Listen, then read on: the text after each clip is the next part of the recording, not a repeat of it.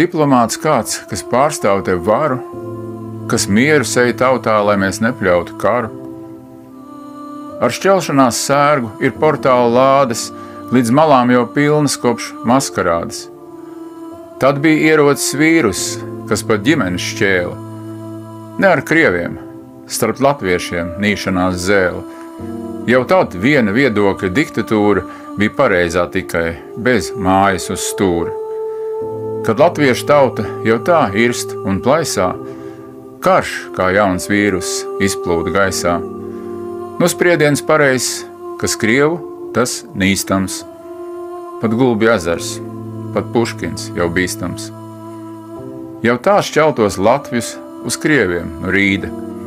Naida indēts gan bagāts, gan plikadīda, štruns par globālo krīzi, par ekonomiku. Mums jāuzvar krievi, kaut tautu ģērbs pliku. Kas kurina naidu, vai tos apsūdz kāds sodam? Tos vēl apbalvo var, ceļ īpašam godam. Gribi mieru starp tautām? Marš, nokaunies stūrī. Gribēs mieru, ja bariņš, ieslodzīs būrī. Tāds miers nu draud mājās, tādi atmodas augļi, ka uz džungļiem bēgtu, ja būtu mēs maugļi. Vai tad vien, kad būs te vien pīšļi un peli, apieks dzīvais, ka tautu dzēš meļi un meli. Cik trulam ir jābūt, lai nesajustu, liek tēvzemē pāri vāku un krustu. No latviskā vietām, kas vibrē vēl vāri, nekas mūsu bērniem nepaliks pāri. Mierīgāk, protams, čatot vai klusēt, uzspļaudīt visiem viens alks, kurā pusē. Vilkt naida nastu, valsts svētkus svinēt, atmodas vilšanos nepieminēt. 30 gadus, ko arī mēdīja lēja, ka padomi laiki mūs degradēja, ka latviešu kultūra pārkrievojās, ka bez atmodas tā būtu gājusi bojā. Atmoda nāca, lai uz labu viss mainās.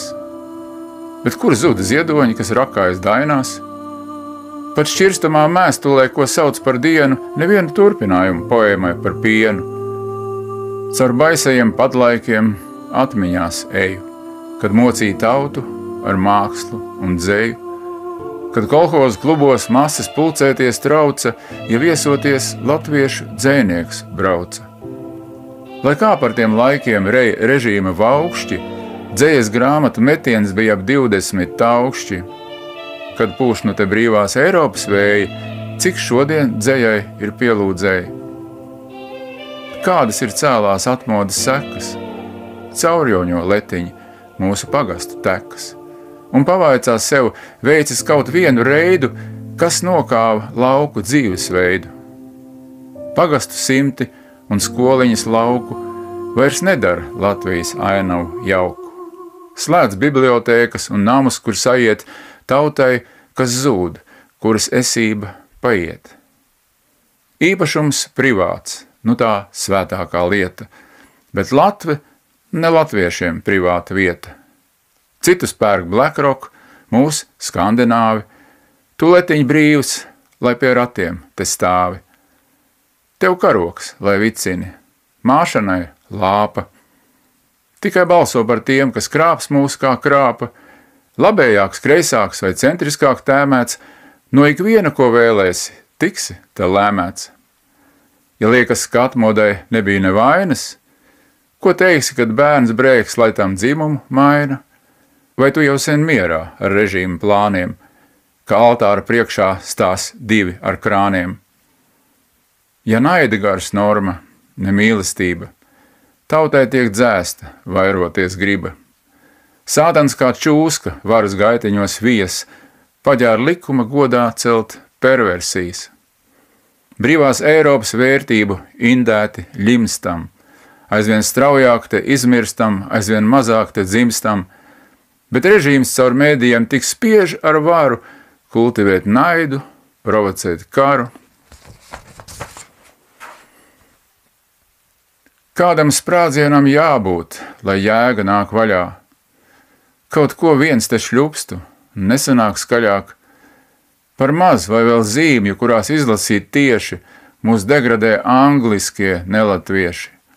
Mūsu bērni jau skolās bez akcenta brīvi, angliski joko par sensīšu dzīvi, kuri kā spoki no sentēva rijām latviski murgo par tradīcijām. Lai kā es te ņemos, kā taurētājs pūšu, nebūs drīz letiņu, kā sen jau nav prūšu. Būs kaut kāds eiro latvietis stomīgs, sievietes vai vīriete, tetovēts, domīgs.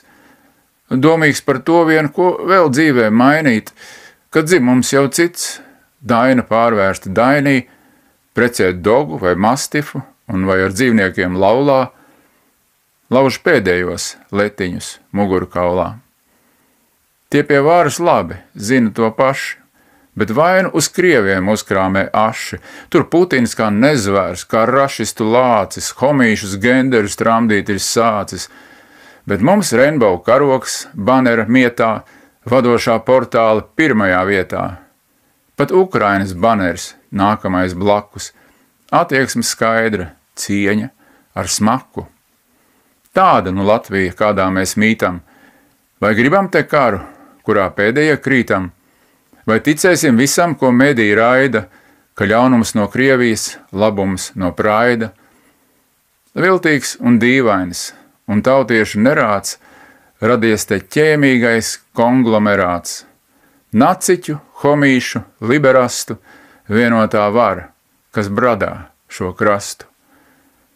Kad visu to apsvērs pakausīs savā, padomā letiņi, kā tēvzemē tavā, bija laikos, kad padomju Latvija bija, kad valdība briesmīgā kompartija.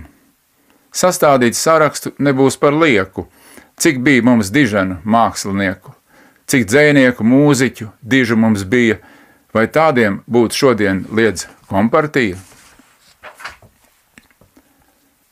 Šodien vien varai tīkamo klani mēģina iesildīt tevi un mani, vai lai par tādiem ar savējiem dalos, kā tiem ir tusējies nedēļu galos.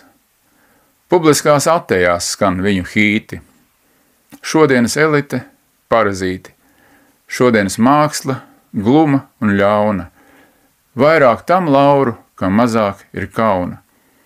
Zinu, daudz Latvijā dziesminieku, kas dziedātu visai tautai par prieku.